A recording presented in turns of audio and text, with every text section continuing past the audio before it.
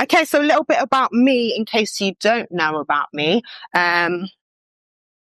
15 years ago this April, would have experienced a late miscarriage. I had a little boy, carried him for 5 months, and every time I think about it, it's just like there's not even words to describe how I felt or what happened to me. And then I did counseling, went on my journey. And then 6 years ago now, Mother's Day, I received one text message which completely derailed me. And receiving this text message from my sister, and all she did was just acknowledge me as a mum as well, I actually came to realize that I'd been undervaluing myself, everything that I'd been through, and that there's nothing wrong with me saying to somebody, actually, can you acknowledge me on Mother's Day? Saying that to friends, saying that to family as well. So then the following year, I connected with Sans Charity and started putting on Mother's Day's events, really, Sunday teas, because I thought there might be other women who find Mother's Day difficult and maybe want to connect, maybe feel misplaced and just don't really know, is there a space for them? What do they do? So I thought, actually, let me just see if there's other women who feel the same and let's just get together and talk. And then I think it's 4 years later, we're still doing that today. So again, thank you. And we're going to hear from our speakers a bit more about their journey. So yeah, we can start with Isabel or Jessica. Who wants to go first? And we're going to look at the pregnancy. And also, if you see me writing down, I'm just thinking of points and questions to ask everybody. Also as well, say hello to Whitney Blacksmith, psychotherapist who's just joined us at the back. Nice to have you in the room with us today, Whitney. Okay, so yes, Isabella, Jessica, who wants to go first? And we're going to look at pregnancy. Actually, sorry. Could you hand out thank you, Tasha. We've got some for the tables as well. Thank you. Sorry. You tell me if I go on too long, please. I can talk about my daughter forever, right? As we could all probably. So my pregnancy. So I'm going to take you through my journey, actually, I think, as a mother and as a woman. Before my pregnancy, I met my husband, and we, after kind of string of not very good relationships, met my husband, and we very quickly got married. It was a very quick kind of thing. And yeah, within a year we were married, and we both really wanted children. I could tell that this man was a very good man, someone who's really great with kids. And we both kind of really wanted that journey together. And very quickly, we had friends who were kind of struggling with pregnancy. So I was really aware of that. And I was 33 when we met, and 34 when we got married. And so I was aware of friends who were kind of really struggling with getting pregnant. And however, for Grisha and I, that wasn't a thing. We got pregnant very quickly, and we were like, wow, this is amazing. This is great. We're on this fantastic journey. Pregnancy was very smooth, and I loved it. I really loved being pregnant. I remember going to pregnancy yoga classes, and mums would kind of complain about things and difficulty sleeping and all that. And I was like, okay, yeah, but we're having a baby. It's amazing, right? Well, we are powerhouses here. To me, it was just absolutely fantastic. How brilliant is our body? How amazing this thing, and to be expecting this little girl. We knew we were having a little girl. We were just so elated. And I'm not an anxious person by nature, or I wasn't, before this. And so I was absolutely loving this journey. And I remember at about 6 months, or just over, going to a midwife checkup, and she used the words perfect. She said, "Your daughter is perfect." And I thought, wow, great. I'll buy that. I'll take that. Love it. And it was just one of those checkups where they do the funny bump measurement. And she said, "You're just a little bit under." But I trusted her. She knew what she was doing, obviously. And then we heard the Doppler. She did that Doppler scan, and the heartbeat was perfect. As she said, "Your daughter's perfect." And I was like, great, this is fantastic. And then I was working the following week with somebody who I hadn't seen for a long time, hadn't worked with her for a long time. And she was so excited about my pregnancy. She said, "You will let me know when the baby kicks." Yeah. I said, "Yeah, of course." And she kept asking me, "You will let me know so I can do it?" I said, "Yes, of course."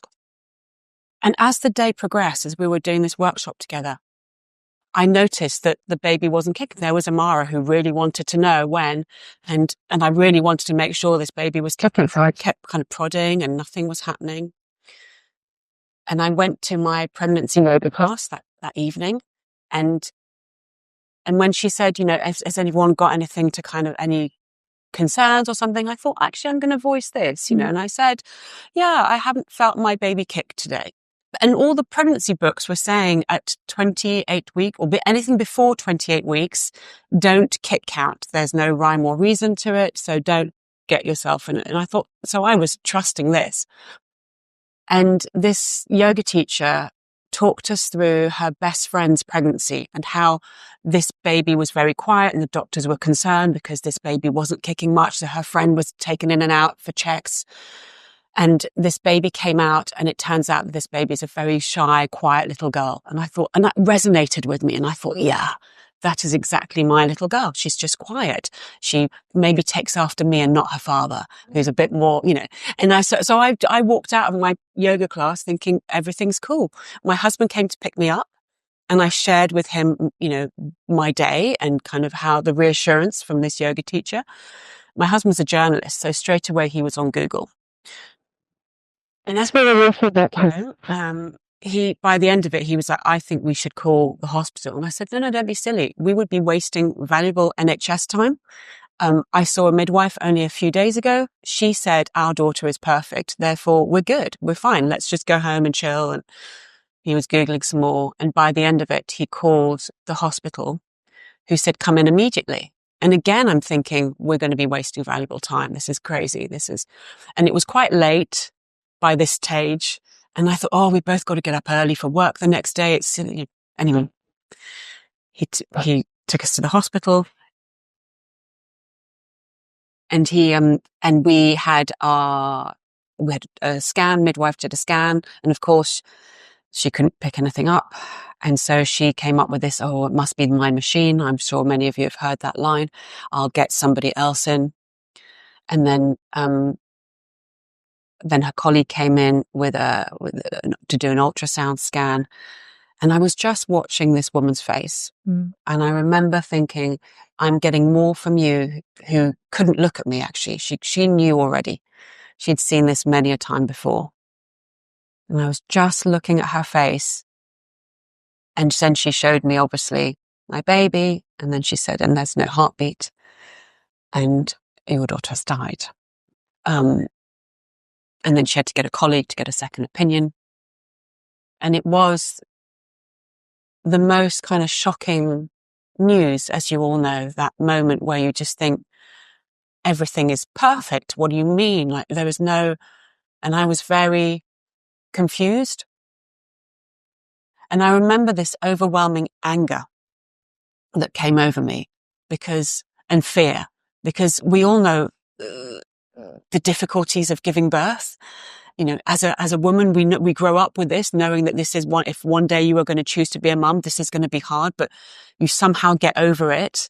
Your body has a way of kind of forgetting the trauma of the pain. So you take your baby home away and everything's fine. And I was angry because I thought, I've got to go through all of that for nothing.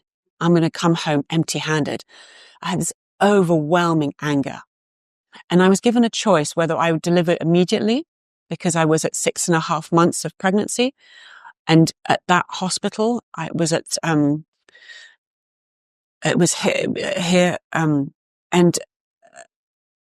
it was, UCH, and their policy was before 28 weeks, you can either deliver straight away or you can go home and come back and deliver 48 hours later. And I remember the midwife giving me, some medication. And she said, your waters may break before you come back to us in 48 hours. And I looked at her and I said, I don't even know what that means. Are we talking, a cupful, a bucketful? Like I haven't got to that bit in my pregnancy book. And I remember she couldn't look at me in the eyes. And she just kind of tapped me on the shoulder and walked off. And I thought, oh my gosh, like, I have no idea what, Can we just pause at that point there? Thank you, Isabel, because we'll be going more into the bereavement in the next section. Do you want to share your... Yeah, really, well, resonate a lot with what you said about, when I met my husband, at 27, I had been through string of disastrous relationships. And so, but he had been my friend. We're both engineers. And so he'd been my, drainage technician on our summer placement. He was doing my drainage design for 6 weeks. And so I didn't fancy him at all when I met him. So I didn't kind of put up any pretenses. I was just the Jessica you sit here now. I didn't pretend to be anyone else. So, by the time he asked me on a date, like 2 years later, we pretty much knew everything about each other. And like you, we bought a house within 6 months, and we got engaged. We went to Marrakesh for my 30th birthday, and we got married quite quickly. And so we went on our honeymoon a year after we were married. My brother-in-law lives in Philadelphia. And so we traveled the East Coast of America, and coming back, I was sat in JFK airport in the summer of 2013, and I didn't feel quite right, and I just didn't think much of it. We had decided just before we were I would stop taking the pill, and that's pretty much as our family planning had gone. That's, we wanted to have children. That's just kind of what happened. But I was, what I didn't know is that I was pregnant, but I was actually having a miscarriage. So our very first instance of, really thinking about being parents ended kind of before we'd even thought about it. And then it seemed to take an age to get pregnant again. And a lot of things happened in our wider family. My father-in-law got ill very quickly. And he went into hospital just before Christmas. He didn't come out again. I didn't see him again. And my mum diagnosed with breast cancer. My parents got divorced. Just a whole raft of things started happening. And so wasn't really thinking a lot about, having another child. And we had to move my mum out of our marriage, my family home. I was jumping in and out of skips, so like smashing up furniture. Driving back up the M40, walked into Starbucks, and I was like, ooh, like the smell, I can still feel it now, like a wave. I was like, I said, I'm going way outside. He's like, what's wrong? I said, it doesn't smell disgusting in here. He just looked at me, and I was like, no. So I walked out, and he was working in Bristol at the time. He was working for National Grid. So he was up and down the motorway. So it is a miracle that our eldest she's even here, because we weren't together at all that time. So he was leaving the next morning, and I held on to his lapels, and I said, please don't go. Like, the name isn't going to work. It's like, Tess, I'm going to work, And I got into work and sat down at my desk, and my boss said, you had a good weekend. I burst into tears. And I said, I think we'd go home. And he was like, oh, okay, just go. And on the way home, I went to the doctor and said, I don't know what's wrong. And, everything is, and I, told her everything. She was like, let's just do a pregnancy test. I went, come on. And I was indeed pregnant. So they sent me off to the hospital, and I saw a tiny little heartbeat. And that tiny little heartbeat is now 10. And she is the Hannah of Hannah's house, actually.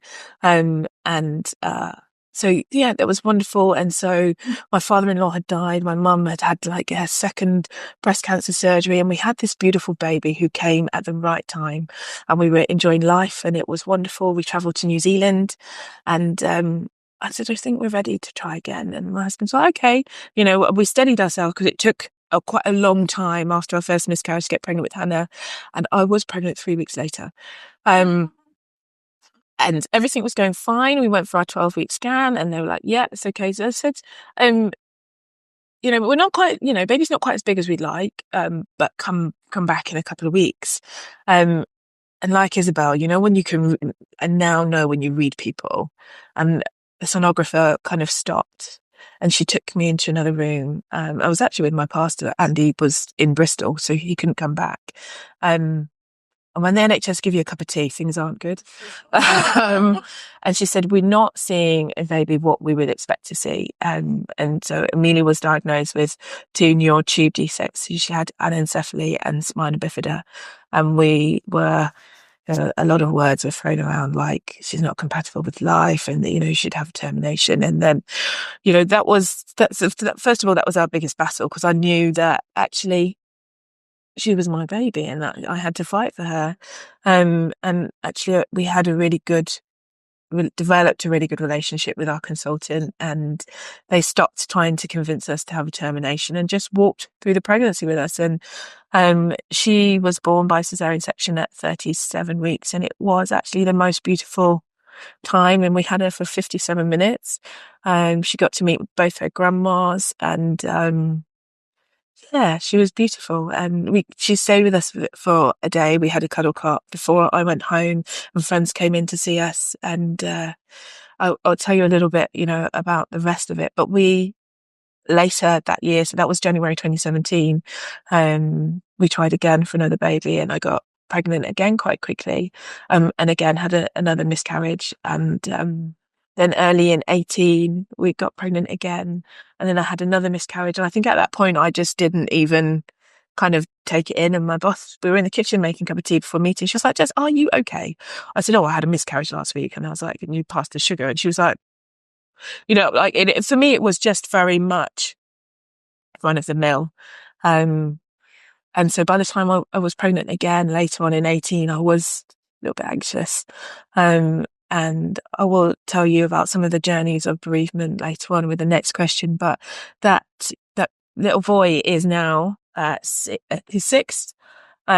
His name is Daniel Isaac, and Isaac means he laughs. So he is my little man of excellence, and he's the one who's going to take care of me in my old age. He is, he's the one who's like, "Mum, you just..."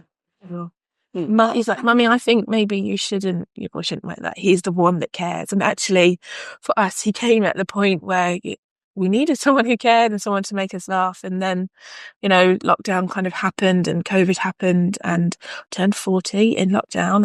And I said to my husband, I said, I always wanted to have 3 children. That was my number.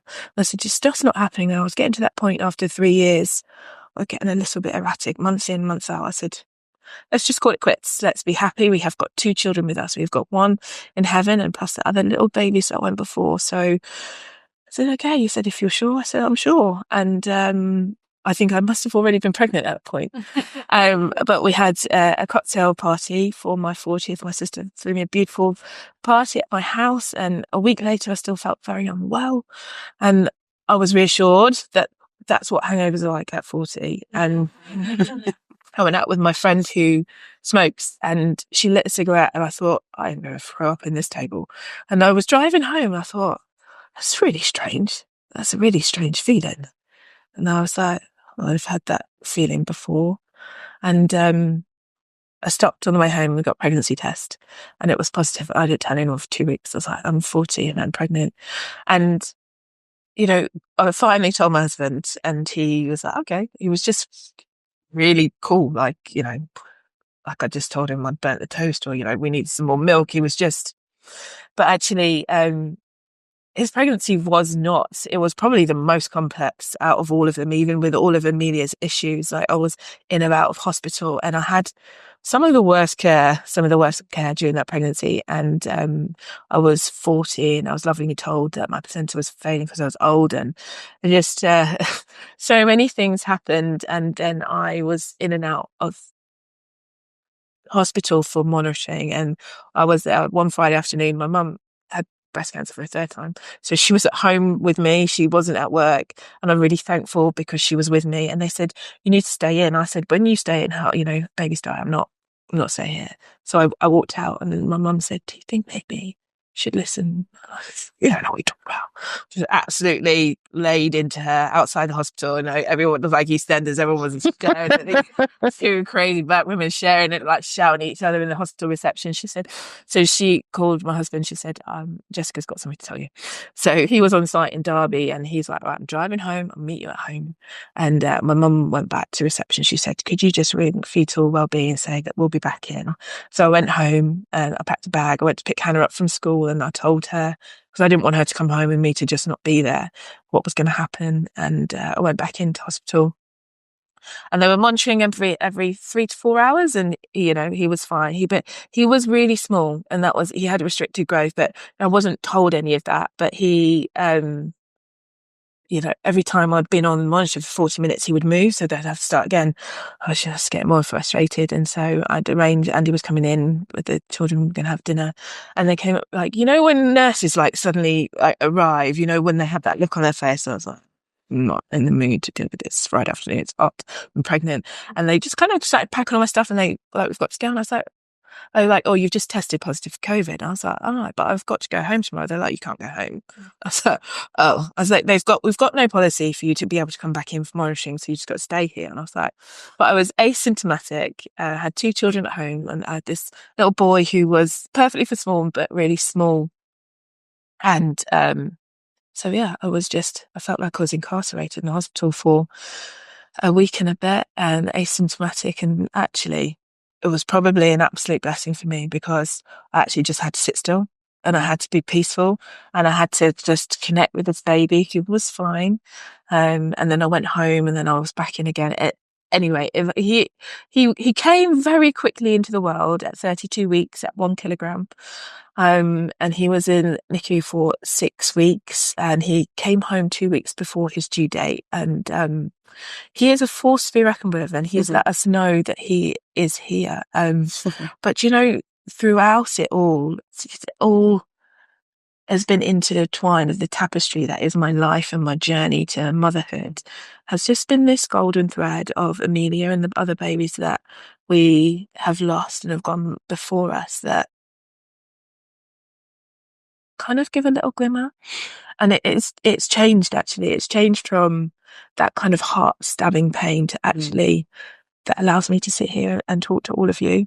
Can we pause to absolutely tipping into today? To bunch them together as in the bereavement and today, but I really want to, I think it's important to separate where you are today to encourage anybody who's here. So if you can talk a few minutes about your bereavement, emotionally and physically, how you felt, what happened. I think one of the biggest things for me was that, so in my 48 hours of before delivery, as I remembered a dear friend of mine who I was at drama school with, who had a stillbirth. And I was 25 at the time. I had no idea that you could lose a baby at such a late stage of, and so her sharing her story with me was epic, and we were very close, and she lost, her baby died at full term. And I remember her sharing her story about how her children came in to meet their brother, and they were encouraged to take photographs. And this was 25 years ago. And so for me, it was absolutely such an education in a way about how basically they were building memories, right? In such a short space of time, for their children to come in to hold their baby brother, for her and her husband to spend time with their son. And then when you'd go to their house, there were photographs of this little boy Primo in their living room. And at 25, I was blown away by this. I was absolutely like, wow. So when when our daughter died, I remember looking at Grisha and going, oh, I know all about this. And I shared Lydia's story with him. So I said, it's okay, because no one, of course, tells you what to do and what not, no one. I think we got a leaflet about photograph taking, which I only read 3 months after she was born.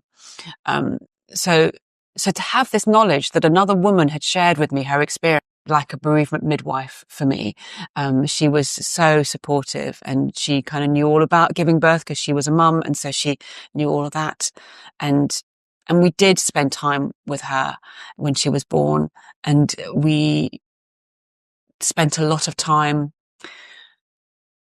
reading books and singing and sharing stories with her. And we didn't have cold cots at the time. This is 14 years ago. So there were no cold cots for us. So our time with her was shorter than, there was no bereavement suite or anything like that. But we did spend that time with her, with her for about 6 hours. And those 6 hours were everything to us. And then I think bereavement time is, for the first 3 months, I would say I was beautifully looked after by friends and family. I didn't have to cook. People were dropping food around. There were more flowers in our flat. I have a thing about white flowers now, because we were sent so many white flowers. I struggle with white flowers now, but I just remember, and all these flowers, I just remember, and people were so wonderful with cooking and kind of shit. But my grief had a shelf life. I noticed after 3 months, people didn't want to hear about her anymore. People didn't want to, they expected me to move on. And I found that really hard. One really valuable lesson that I learned is when we were pregnant again with our son Milo, who is now 12, we were invited to a wedding. I was really heavily pregnant, and he's a September baby, and it was August wedding. I was hot, and I was big, and it was one of my husband's dear friends. And when Premamor died, Premamor is my husband's Indian, and I'm French, and so we joined the Sanskrit and the French word for love, and we called her Love Twice because we're Buddhists, and as Buddhists, we believe that you choose your parents. And so we were very grateful for her to come into our lives and to make us parents. And even though that wasn't always acknowledged, as we talked about, but I knew that she had transformed our lives and she made me a mother. And I'm very grateful for her. And I'm very grateful for also her timing. My husband's a journalist. He was traveling around. He was in Afghanistan. He was in Gaza. He was all over the shop, but he somehow was home. He was in Libya. That was it. It was the Arab Spring. It was awful. And he was in Libya for a long time, which was a no-fly zone. It took them 5 days to get out of the country. But luckily he was home when she was born, because if not, I would have had to deliver without him and he would have never met her. So her timing was beautiful. She knew when to go. She knew kind of when. So we were very grateful for her timing. So yeah, we named her Love Twice. Can we go to Jessica now? And then afterwards we'll talk about where you are today, and Sam's as well. I think that bereavement grief journey, a lot like you. So I noticed this year that we had even less messages and cards on Amelia's 8th birthday in January. And as each year goes on, people remember less and less. But I remember walking out of the hospital without Amelia, leaving her there. And it's the hardest thing I have ever done, is to leave my baby in the hospital. And when people talk about being physically heartbroken, completely understand it now. I remember, I can feel that my heart was torn in two. And I remember coming home, and my mum was at home looking after Hannah, and my pastor, my spiritual mum, was there bringing us dinner. And that for me was a real gentle touch to my heart, to come home to both of them being there. And I just really remember that. And Sally left and my mum put Hannah to bed, and so I went to bed, and my bereavement midwife came because they were taking an aid with my dispensing drugs, and she said, just go home and I'll bring it. And so my husband laughs and says, that's the only reason you love Sam, because the first time she came with a massive bag of drugs to the house. I was like, and 8 years on, she's still taking care of us. But I just remember going into my bedroom and Hannah was asleep, and like this guttural scream came out, like I had nothing left, just collapsed on the floor. And Andy came and picked me up and put me to bed. And I just said, this pain it can't be in vain. I can't just you can't experience this pain for it to be for nothing. And kind of fast forward through that until summer 2020, and I had my eldest son, and we were having all those long dinners, because what else did you do during lockdown? And Hannah said, Mum, we didn't get the media was here so I could play with her. And I was like, oh, and I felt that feeling again, like, we talk about other people's view of our grief, but I'm a civil engineer. I like to have process, and you do this and you do this and you do that. And grief doesn't work like that. And I remember just being like, I've had enough now, I'm done. I packed it all into a neat little box and left it there.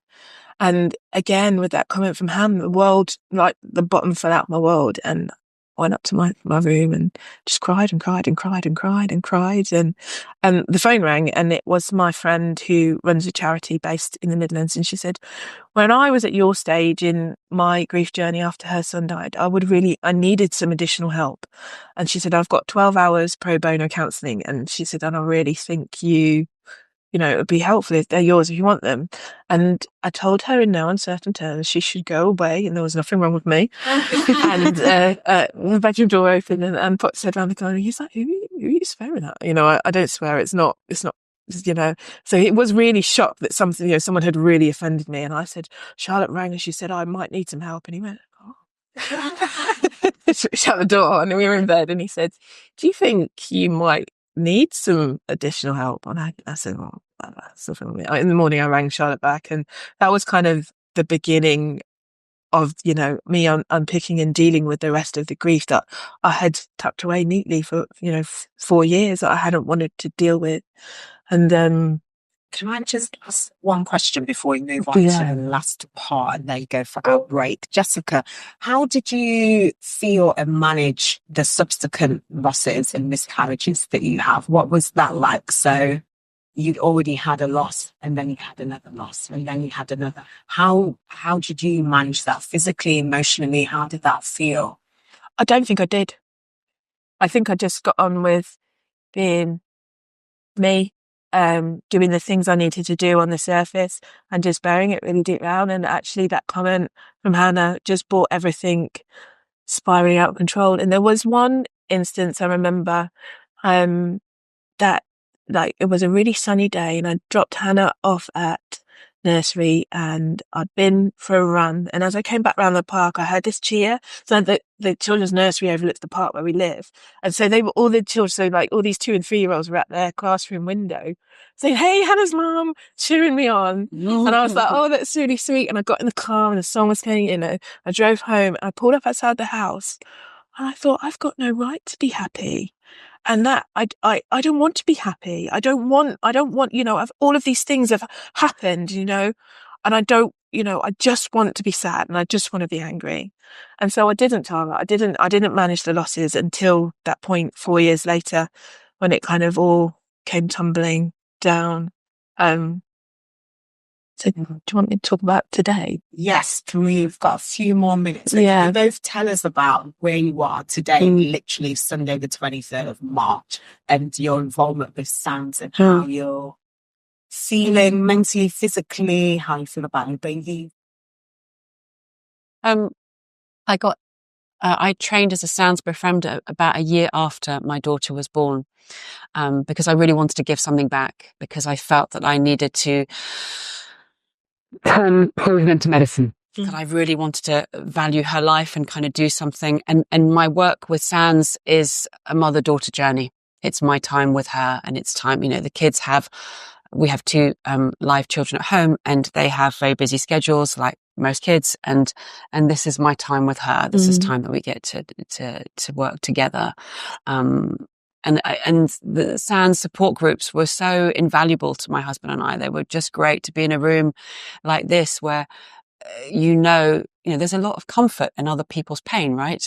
And to know that nothing you say is going to be too shocking, that people are going to understand where you're at. And so it was really important to me to kind of give something back. And also my work, so I'm a playwright and a theatre director, and I promised my daughter when she was born that I would help raise awareness, because I realised, like we were talking earlier, that suddenly when you become a bereaved parent, you're part of this kind of exclusive club that no one talks about. And suddenly all these stories come out of the woodwork that you think, I know you so well. I've known you all my life and you never shared this story, but now all these stories were coming out. And I remember thinking, why is all these women, why are they suffering in silence? Why are they not allowed to share their stories? And I thought, I'm going to do something when the time is right. And so I have written a play, and I'm a verbatim playwright. So I interview people around a specific topic. So none of what I write is fictional. It's really based around the interview. So I've interviewed a number of bereaved parents and created a play. And we are now working with the NHS, because as we may know, midwives get no training around bereavement. That's not something that's really part of their training, as far as I understand. So we've been working a lot with the NHS with the play as well, because it helps.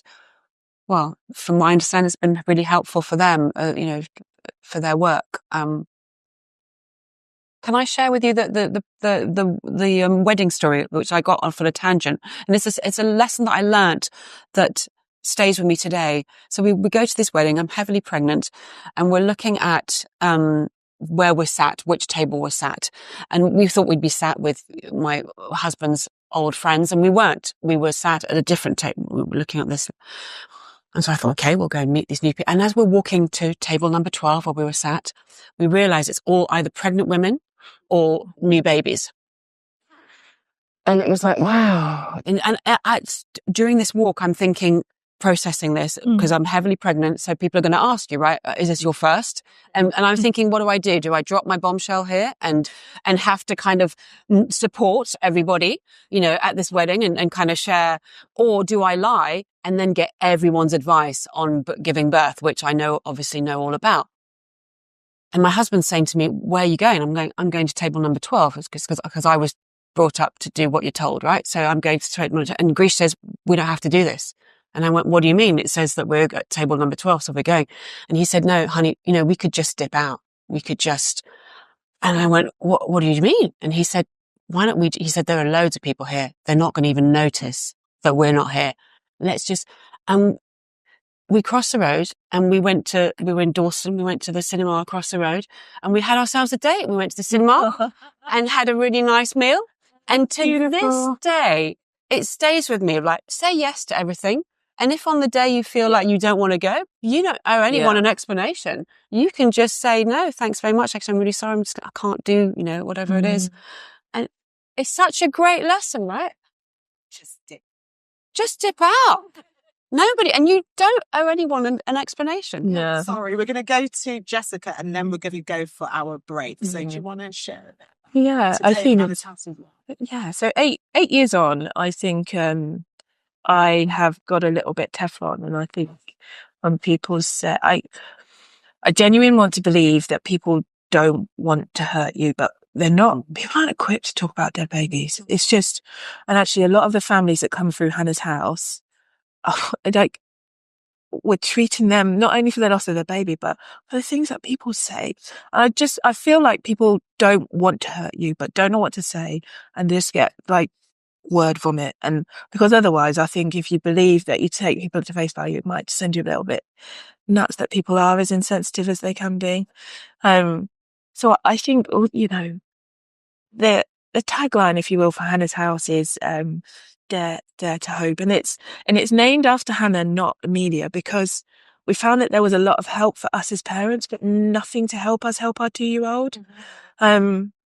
And actually, the analogy of Hannah's house has grown in that you don't stay in your house all the time, and people come and go at different stages. Like when you're pregnant again after having your first, you know, that can be really hard, and that comes with all of those different things. And as your children get older, or the children that come afterwards start asking those questions, we help to navigate that. But we also have a cohort of women and families that don't fit anywhere else. And our online support group is called There Is Room for You Here.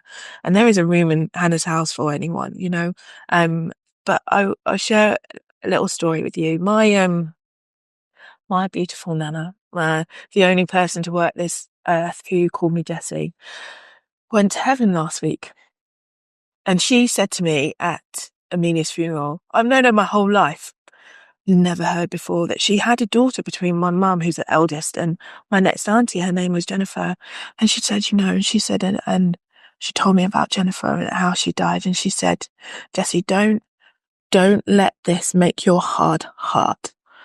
I said, what do you mean? I said, my baby, sir. She said, don't make your heart hard to everything that's going to come next.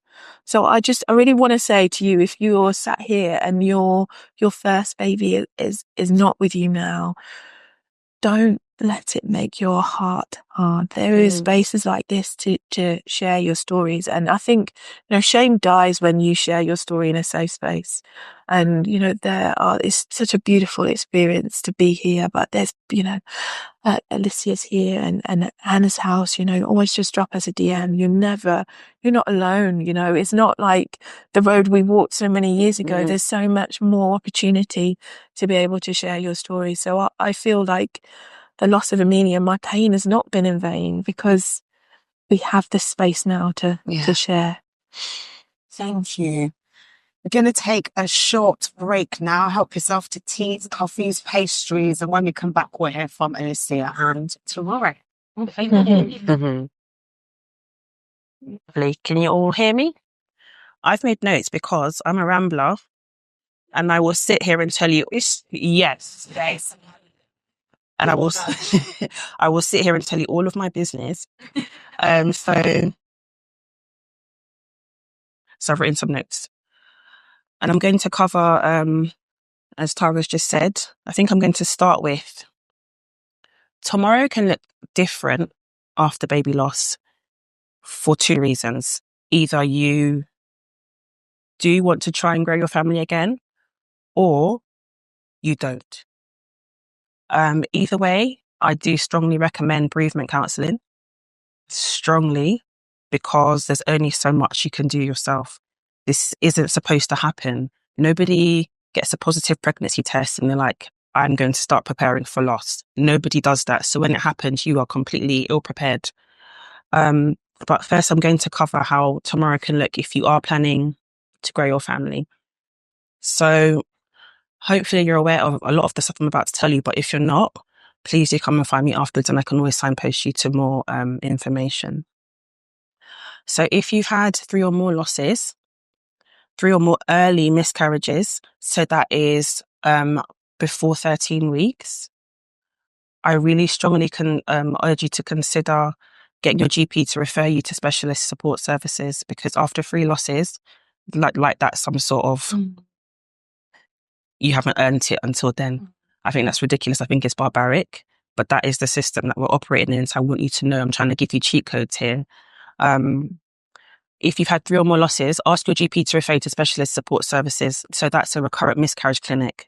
And your losses do not have to be one after the other. So you can have a loss, you can have a child, and then you can have subsequent losses. If you've had 3 losses, it doesn't matter if you've had a live birth in between and you've got to take a baby home. It doesn't have to be back to back to back. It used to be. It used to be. Can you imagine? So I want you to know that changed not too long ago.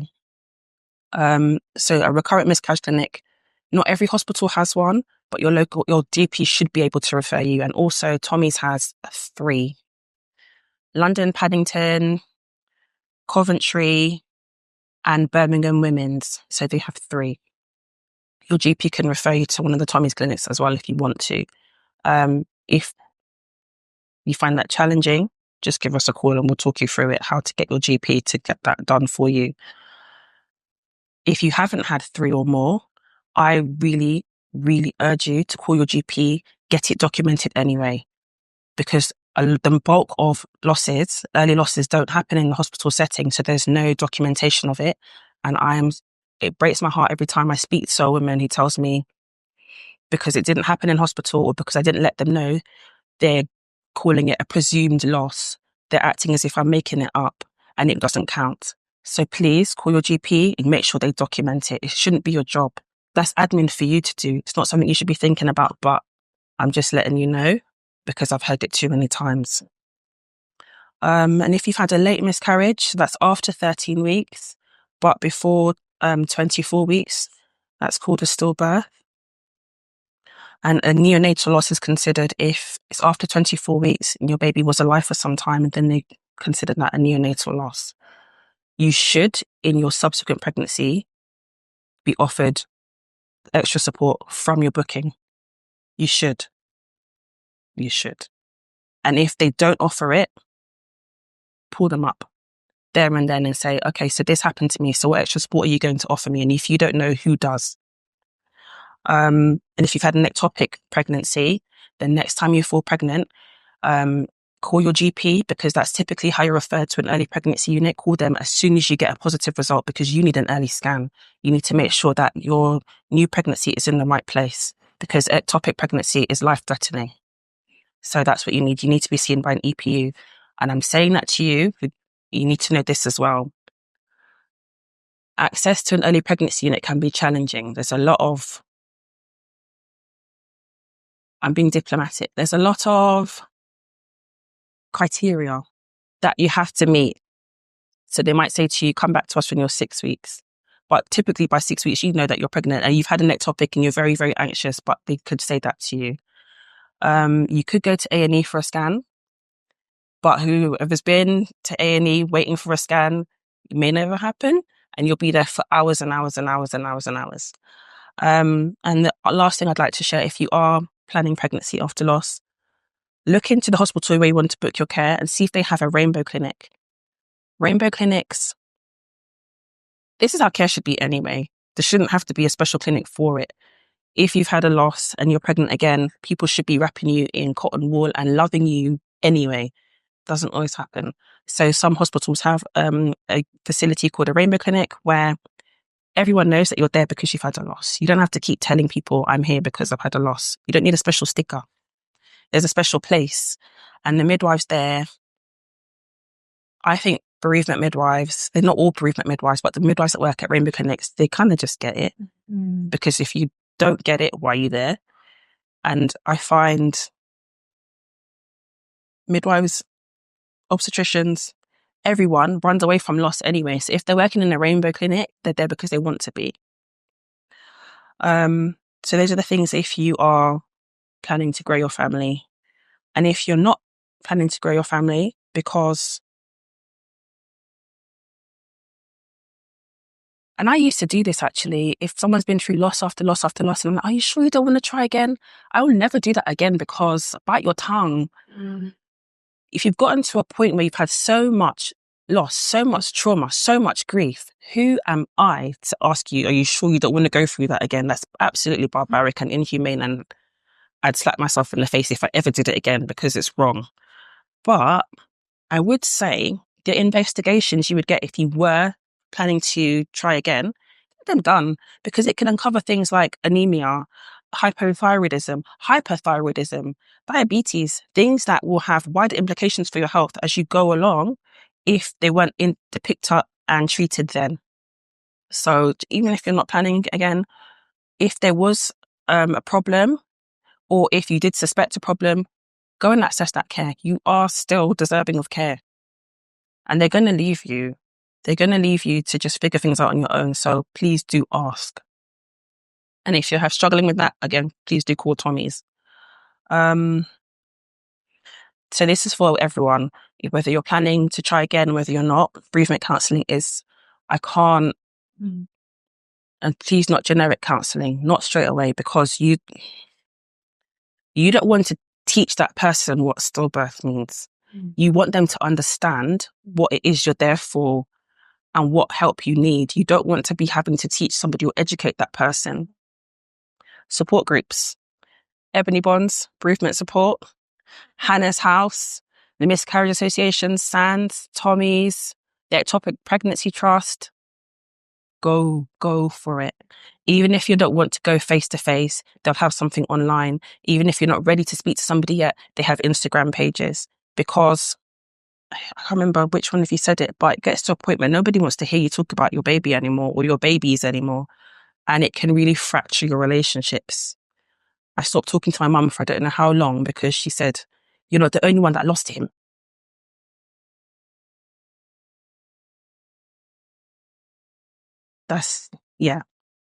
It can really, you can stop talking to people forever because of an insensitive comment or them pushing you to move on.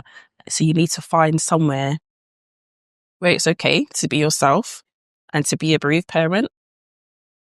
How am I doing for time? I want to find out more about you personally and your kind of views and points of tomorrow and how you faced it and dealt with it. And we know you're doing amazing things today. How did that? Do you see what I mean? Yes. My next point was returning to work. And I can relate to this personally because when I lost my son, I was a student midwife. And it was a horrible time to be a student midwife because I knew too much.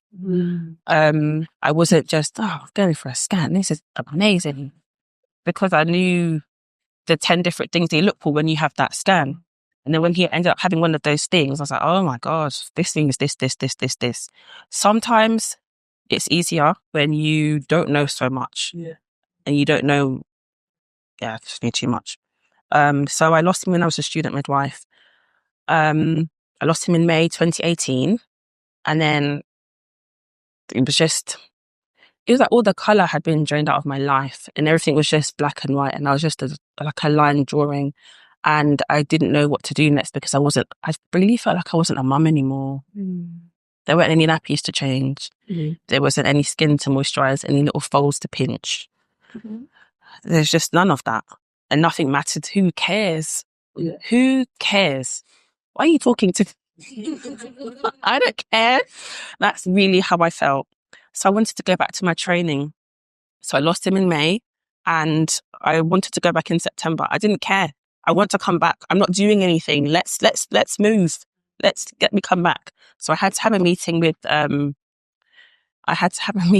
head of the course and my tutor because they really wanted to see if I was ready to come back. I wasn't ready to go back, but I wasn't going to tell them that but what I didn't consider about going back to my training and for you to consider about going back to work is what you're going to tell people, how you're going to handle their responses, because nobody knows how to act when you tell them that a baby's died. And for me, I didn't think about it. So I just went back to my course and it's like, oh, you're new. Where have you been? Oh, I was on maternity leave. Oh, how old is your son? Oh, he was 6 months old, but he died. And it like sucks all the air out of the room. And you just watch people just faint or just like, oh my God, what happened? And I wasn't ready for that. So I'm going to tell you, people act up. People act a fool. You already know. A lot of you in here will already know people act a complete fool. And then it becomes your job to manage them. So when you do go back to work, please just have a think about it. And it's not even really your job. It's the job of your line manager. But if you don't have a great line manager, it can be very, very tricky. So again, all the support services that I mentioned before, they can give you some guidance on that. Maternity Action can also give you some guidance on that. And your workplace should actually have a policy. If you go, my university did not have a policy about, listen, midwifery course. It's a midwifery course and you don't have a policy to manage students that have losses. Hello. So yes, every employer should have one. So that's part of my story and why I want you to think about as part of the theme of tomorrow when you do go back to work, because eventually you do, because life does go on and you have to be part of it even if you don't want to be. I'm going to speak about Black Baby Loss Awareness Week now. So I told you that my son passed away in 2018 and I didn't talk about him because after going back to uni and that one person was like, oh my God, and then tried to find out what happened to him. And that got back to me and I was mortified because who are you? I chose not to tell you, but you tried to find out anyway. Such a violation. I felt so sick every time I saw her. Just, it's none of your business. It's none of your business. Didn't even tell you his name, but you want to find out why he died. Get out of here, please. So, didn't talk about him for ages and ages. Then I started working for Tommy's in 2013. And a lot of the phone calls I got were from Black women. And they would tell me these really, really, really just grief is horrendous anyway. Baby loss is horrendous anyway. But then it's like they were driving along and fell off a cliff and people just let them drop. No access to any of the support that I got. I got support from a family liaison nurse, clinical psychologist, a hospice, bereavement counsellor, the chaplain at the hospital where he passed away. So much support. And that's why I'm here today. I wouldn't be here today. I literally wouldn't be here because I wasn't eating, I wasn't drinking, I wasn't getting out of bed. And it's those services that propped me up. So a lot of the calls came from Black women and I realised very quickly that Black communities weren't accessing the support. They had no idea about them. So I founded Black Baby Loss Awareness Week to raise Black communities' awareness of the fact that there are bereavement midwives, there are charities like SANS, there are peer support groups like Ebony Bonds, that there are podcasts, that there are books, there are Black clinical psychologists that specialise in caring for Black women that have experienced baby loss. There's stuff out there for Black dads. That's why I founded it. And it runs, I'm getting on my promo on now, sorry. It runs every May. I schedule it for the week before the anniversary of his death, because that week is out for me because Can't function, can't do anything, can get out of bed. I have 2 girls now. So I had Micaiah Jelani, then I had Mila Rose, and now I have Eliana. Eliana's 5 months old. Her sister Mila is 3 years old, and Micaiah would have been 8 I don't had a big boy. He would have been 8 this year. Oh, I'm sorry. It's okay. I've completely forgotten what I was talking about. Can I ask, what are your thoughts regarding talking and telling your daughters about your son? Listen. I know that you have, okay. So the reason my mum said to me, you're not the only one that misses him, is because I was always taking pictures. Take pictures. Even if you don't look at them, take the pictures. And if you're in a hospital setting, you can ask for the medical photographer to come and take pictures. Or there's a service called Remember My Baby. I had a picture blown up. I bought a nice frame. Frames are not cheap. You know, the proper one, the ones that are heavy, and you need to put the reinforced screws in the walls. I got one of those done and I put it in the living room because my room wasn't ready yet. And then when it was ready, I took it and put it in my room, and she just lost her mind. Your mum? Yeah. She's like, where's the picture? Where's the picture there? And I thought, you're not the only one that misses him, you know? And I thought, wow, if you miss him, just tell me that. If you'd like a copy, just tell me that. He's my boy. He's my boy. Your daughters? Daughters, yes. So wherever we are, we don't live with my mum anymore. We live in our own home. There's a picture of him in the living room. There's a picture of him at his dad's house. We talk about him all the time. Mila knows that she's got a big brother called Micaiah.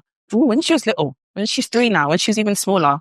One time this little girl tells me, Mummy, Micaiah just told me. Yeah,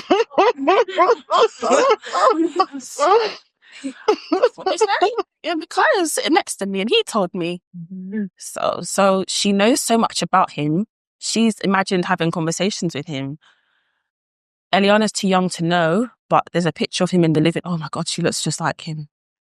When she's asleep, I stay up a bit later just to stare at her because she looks just like him. The same hair texture, the same complexion, the same rolls. It's hard though. She makes me miss him more. And can I ask the final question before we close this part of the segment? What is it that you would say that kind of, or is there an element of your journey and that we've looked at that spurs you on every day? Because you are doing amazing things, but you spoke about there was a time when you was doing nothing and in bed. I know I was combing my hair. I was faking showers. I would go into the bathroom, sit on the toilet, turn the shower on so my sister would think I'm okay. I wasn't looking after myself. So what kind of kept you going day to day to day? If there was anything leading up until now, and what do you think will help you to keep going? Is there something? To be honest, it was midwifery. Midwifery saved me because it changed who I was. You know that coldness when you tell a midwife or a HCA or a doctor that your baby's died and they're like, oh, well, you know, next time. Never. If I ever see anyone doing that in practice, I'm straight to that bedside and I'm like, you know what, don't listen to them. Are you hungry? Or would you like them to just leave you alone? What do you need? Have you seen your baby? I give so much more attention and love to bereaved parents. So that is what has spurred me on, going back into midwifery, learning more about the services and just sharing that knowledge and just love. Love has spurred me on. I think we'll end there. That's beautiful. Thank you. And we have come to the end of our recorded session. Just want to say thank you to anybody who's been watching this online. And then in a moment, you'll see some companies that we're going to signpost. Thank you.